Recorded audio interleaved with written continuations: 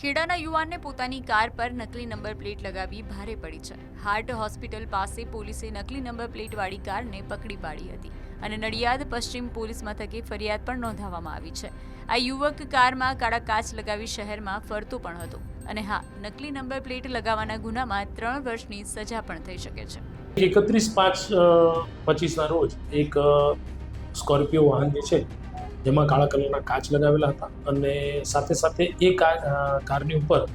Number plate જે છે એ RTO HSRP કહેવાય કે high security registration number plate લગાવેલી હોય તેવું જણાતું હતું, પરંતુ નંબર જે છે તેનો AKK 5511 નંબરનો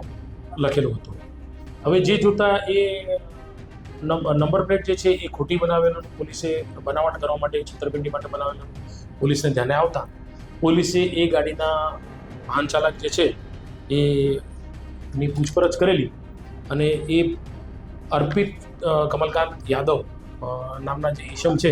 તેમના કબજામાંથી આ ગાડી અને નંબર પ્લેટવાળું વાહન મળી આવતા તે અનુસંધાને પોલીસે ગુનો દાખલ કરેલ અને ખોટી નંબર પ્લેટ બનાવવાનો તથા વાપરવાનો ગુનો પોલીસે દાખલ કરેલ.